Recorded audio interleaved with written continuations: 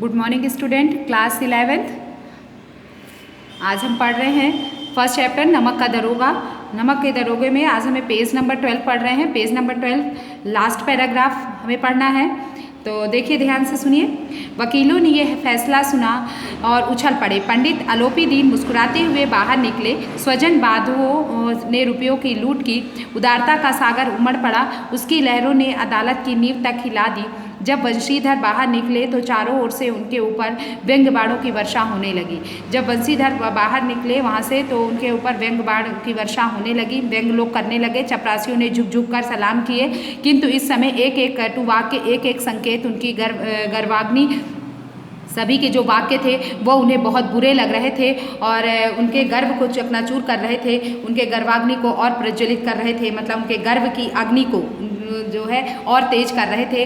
कदाचित इस मुकदमे में सफल होकर वे इस तरह अकड़ते हुए न चलते। आज उन्हें संसार का एक खेदजनक विचित्र अनुभव हुआ कि सत्य की कोई पहचान नहीं है। और देखिए, पैसे के आगे सभी लोग झुक गए और वह अपना सिर झुकाकर वहाँ से चला गया। न्याय और विद्वता, लंबी चौड़ी उपाधियाँ, बड़ी बड़ी दाढ़ियाँ और ढीले चोंगे एक भी सच्चे आदर के पात्र नहीं है। सही मायने में ये कोई भी सच्चे जो लोग नहीं हैं। बड़ी बड़ी दाढ़ियाँ रख लेते हैं और बड़े बड़े चोंगे पहन लेते हैं। वकीलों के लिए है, सभी लोग पैसे में बिक गए हैं और ये आदर के पात्र नहीं है। वंशीधर ने धन से बैर मोल लिया था, धन से दुश्मनी ली थी, मोल ली थी। उसका मूल्य चुकाना अनिवार्य था, इसलिए उसे उसका मूल्य चुकाना पड़ा।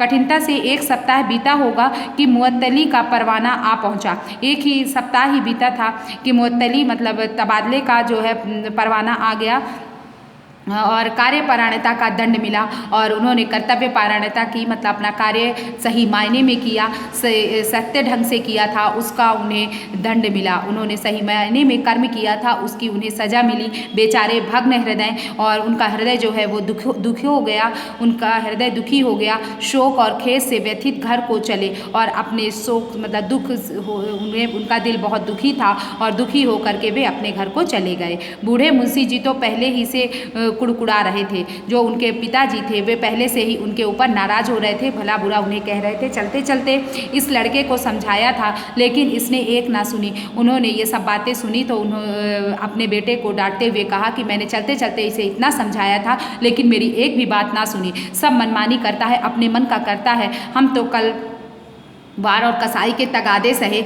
हमने तो अपने समय में कसाई के तगादे सहे, मतलब हमारे साथ कितना भी बुरा बर्ताव हुआ, वह भी हमने सहा। बुढ़ापे में भगत बनकर बैठे। हमने बहुत कुछ किया जीवन में और आज हम बुढ़ापे में भगत बनकर बैठे हुए हैं कि जैसे हम भगवान के भक्त हैं, हम कुछ नहीं जानते और हम शांत हैं। और वहाँ बस वही सूखी तनख्वाह और केवल अब रह गई है केवल सूखी तनख्वाह और ऊपरी आमदनी जो है पूरी खत्म। अब ऊपर से आमदनी तो मिलेगी ही नहीं। हमने भी तो नौकरी की है और कोई ओहदेदार नहीं थे, हम कोई बड़े पद में नहीं थे। हमने भी नौकरी की थी, लेकिन काम किया, दिल खोल कर किया। और आप ईमानदार बनने चले हैं और ये मेरा बेटा जो है ईमानदार बनने चला है। घर में चाहे अंधेरा हो, मस्जिद में अवश्य दिया जलाएंगे। घर में चाहे पैसा हो या ना हो, लेकिन मस्जिद में जा कर के दिया अवश्य जलाएंगे। खेद ऐसी समझ पर पढ़ना लिखना सब अकारत होगा। इस ऐसी समझ पर मुझे दुख है और पढ़ना लिखना सब बेकार चला गया। और इसके थोड़े ही दिनों बाद जब मुंशी वंशीधर इस दुरावस्था में घर पहुंचे और बूढ़े पिताजी ने समाचार सुना तो सिर पीट लिया।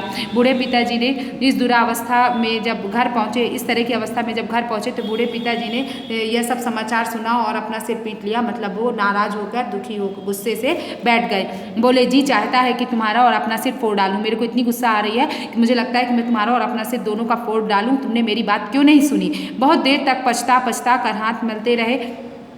क्रोध में कठोर बातें भी कहीं, और यदि वंशीधर वहाँ से टल ना जाते तो अवश्य ही वह क्रोध भी कट रूप धारण कर लेता। अगर वंशीधर वहाँ से चले ना जाते तो वो क्रोध जो है लड़ाई का रूप धारण कर लेता। वृद्धा माता को भी दुख हुआ और माँ जो थी, वृद्ध माता थी, वो भी दुखी हुई। जगन्नाथ और रामेश्वर यात्रा की कामनाएं मिट्टी में मिल गई। उनकी जगन्नाथ और रामेश्वर की यात्रा जो थी, यात्रा की उन्होंने कल्पना कर रखी थी, वो सारी मिट्टी में मिल गई, सब नष्ट हो गई। पत्नी ने तो कई दिनों तक सीधे मुँह से बात भी नहीं की और पत्नी ने उनसे वंशीधर से सही ढंग से बात भी नहीं की। ऐसी उनकी हालत हो गई। इसी प्रकार एक सप्ताह बीत गया और एक सप्ताह इस तरह बीत गया और संध्या का समय था।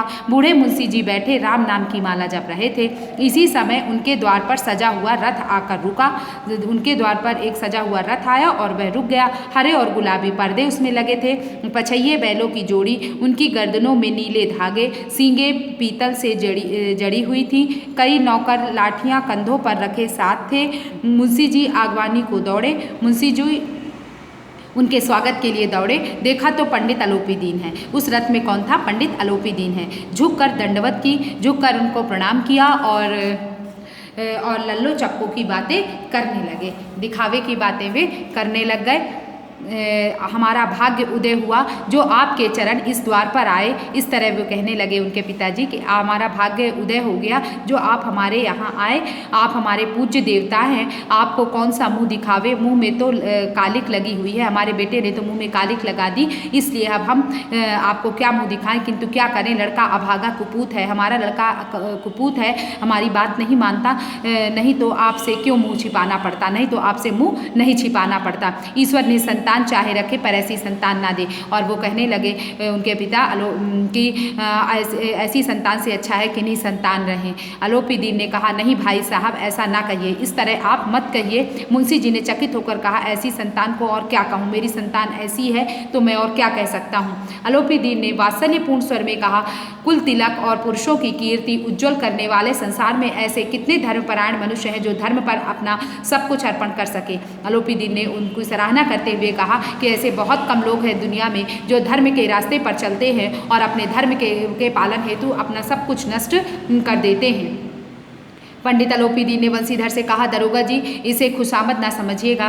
पंडित अलोपी दीन ने वंशीधर से कहा कि आप इसे मेरी खुशामद ना समझिएगा, मतलब कि मैं आपको कुछ दे रहा हूँ, रिश्वत दे रहा हूँ। खुशामद करने के लिए मुझे इतना कष्ट उठाने की ज़रूरत ना थी। अगर मुझे आपका खुशामद करनी होती तो मुझे इतना कष्ट उठाने की ज़रूरत नहीं पड़ती। उस रात को आपने अपने अधिकार बल से मुझे अपनी हिरासत में ले लिया था। आपने अपने अधिकार बल से मुझे अपनी हिरासत में ले लिया था। मैंने हजारों रईस और अमीर देखे, हजारों उच्च पदाधिकारियों से काम पड़ा, किंतु मुझे परास्त किया तो आपने। मुझे आज तक किसी ने परास्त नहीं किया, सब लक्ष्मी के आगे झुकते थे, लेकिन अगर मुझे किसी ने हराया तो केवल आपने मुझे हराया। मैंने सबको अपना और अपने धन का गुलाम बनाकर छोड़ दिया। मैंने सबको अपना गुलाम बना लिया और सभी को अपना गुलाम बनाकर छोड़ दिया। मुझे आज्ञा दीजिए कि आपसे कुछ विनय करूं। मुझे आज्ञा दीजिए कि मैं आपसे कुछ विनती कर सकूं। वंशीधर ने अलोपी दीन को आते देखा तो उठकर सत्कार किया, किंतु स्वाभिमान सहित समझ गए कि यह महाशय मुझे लज्जित करने और जलाने आए हैं।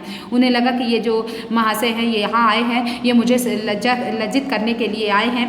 क्षमा प्रार्थना कर चेष्टा नहीं की, वरन उन्हें अपने पिता की यह ठुकुर सुहाती की बात असहाय सी प्रतीत हुई। पर पंडित जी की बातें सुनी तो मन की मैल मिट गई। पंडित जी की ओर उड़ती हुई दृष्टि से देखा, सद्भाव झलक रहा था। जब वंशीधर ने उनकी तरफ देखा तो उनकी आंखों में सद्भावना झलक रही थी। गर्व ने अब लज्जा के सामने से झुका दिया था। शर्माते हुए बोले, यह आपकी उदारता है जो ऐसे कहते हैं। मुझसे जो कुछ अविनय हुई है उसे क्षमा कीजिए। मैंने जो कुछ गलती की है मुझे क्षमा कर दीजिए। मैं धर्म की बेड़ी में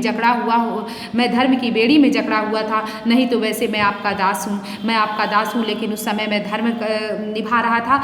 जो आज्ञा होगी वह मेरे सिर माथे पर होगी। आप जो मुझे आज्ञा देंगे वो मेरे सिर माथे पर होगी। अलोपी दीन ने विनती भाव से कहा, नदी तट पर आपने मेरी प्रार्थना नहीं स्वीकार की थी, किंतु आज स्वीकार करनी पड़ेगी। नदी तट पर आपने मेरी प्रार्थना नहीं स्वीकार की थी, किंतु आज आपको मेरी प्रार्थना स्वीकार करनी होगी, ऐसा अलोपी दीन ने कहा। वंशीधर बोले, मैं किस योग हूँ, किंतु जो कुछ सेवा मुझसे हो सकती है उसमें त्रुटि ना होगी। वंशीधर ने कहा, मैं आपके किस योग हूँ, लेकिन जो मैं कुछ कर सकता हूँ वो मैं जरूर करूँगा, उसमें कोई गलती नहीं होगी। अलोपी दीन ने एक स्टाम्प लगा हुआ पत्र निकाला और उसे वंशीधर के सामने रखकर बोले, इस पद को स्वीकार कीजिए।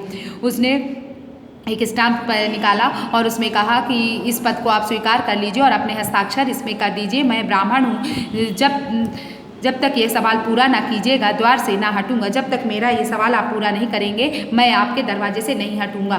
मुंशी वंशीधर ने उस कागज़ को पढ़ा तो कृतज्ञता से आंखों में आंसू भर आए। जब उन्होंने उस कागज़ को पढ़ा तो वो कृतज्ञ हो गए, मतलब उनके उपकारों के बोझ के तले वे दब गए और उनकी आंखों में आंसू आ गए। पंडित अलोपी दीन ने उनको अपनी सारी जायदाद का स्थायी मैनेजर नियत किया था। अंडरलाइन कर लीजिए, उनको अपनी सारी जायदाद का स्थायी मैनेजर नियुक्त किया था। 6,000 वार्षिक वेतन के अतिरिक्त रोजाना खर्च अलग से दिया था। सवारी के लिए घोड़े, रहने को बंगला, नौकर चाकर मुफ्त। कंपित स्वर में बोले, पंडित जी मुझ में इतनी सामर्थ्य नहीं है कि आपकी उदारता की प्रशंसा कर सकूं। मुझ में इतनी सामर्थ्य नहीं कि मैं आपने जो उदारता दिखाई है उसकी मैं प्रशंसा कर सकूं, किंतु मैं ऐसे उच्च पद के योग्य नहीं हूँ। आप ये जो ऊंचा पद मुझे दे रहे हैं, मैं अपने आप को इस लायक नहीं समझता। अलोपीदीन हंसकर बोले, मुझे इस समय एक अयोग्य मनुष्य की ही जरूरत है। इस समय मुझे केवल एक अयोग्य मनुष्य की ही जरूरत है। वंशीधर ने गंभीर भाव से कहा, यूं मैं आपका दास हूँ। आप जैसे कीर्तिवान सज्जन पुरुष की सेवा करना मेरे लिए सौभाग्य की बात है।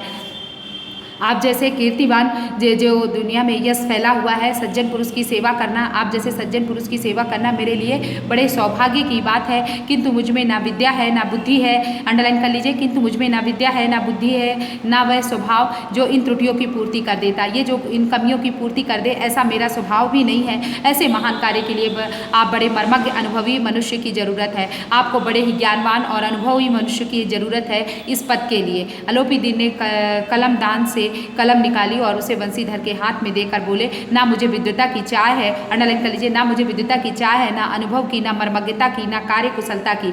इन गुणों के महत्व का परिचय खूब पा चुका हूँ। मैं ऐसे लोगों से खूब मिल चुका हूँ और इनकी मुझे खूब पहचान है। अब सौभाग्य और सुअवसर ने मुझे वह मोती दे दिया है जिसके सामने योग्यता और विद्वता की चमक फीकी पड़ जाती है। आप जैसा मोती मुझे प्राप्त हो गया है जो सत्य और धर्म का पालन करने वाला है, और सत्य और धर्म के आगे उसने किसी की नहीं सुनी। और ऐसे सत्य और धर्मनिष्ठ आदमी की ही मुझे पहचान को मैं ढूंढ रहा था, जो मुझे मिल गया है। और इससे पहले ऐसे बहुत लोगों से मैं मिला, लेकिन इतने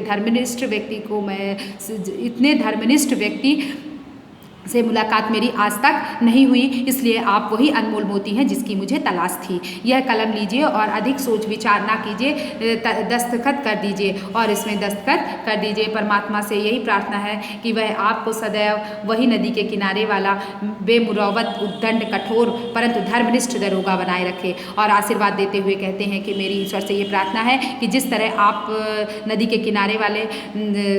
किनारे आपने बेमुरौवत मतलब आपने कोई प्रेम नहीं दिखाया, और दंड, तेज, कठोर और धर्मनिष्ठ, धर्म पर चलने वाला दरोगा आपको ईश्वर बनाए रखे, ऐसा वो उसे आशीर्वाद देते हैं। वंशीधर की आंखें डबडबा आईं और ऐसा सुनकर वंशीधर की आंखें जो है आंखों में आंसू आ गया और हृदय के संकुचित पात्र में इतना एहसान ना समा सका। और एक बार फिर पंडित जी की ओर भक्ति और श्रद्धा की दृष्टि से देखा और कांपते हुए हाथ से मैनेजरी के कागज पर हस्ताक्षर कर दिया। और इस प्रकार कांपते हुए हाथ से उन्होंने मैनेजर के कागज पर हस्ताक्षर कर दिए और अलोपीदीन ने प्रफुल्लित होकर उन्हें गले लगा लिया। और इस प्रकार अलोपीदीन ने प्रसन्नतापूर्वक उन्हें गले से लगा लिया।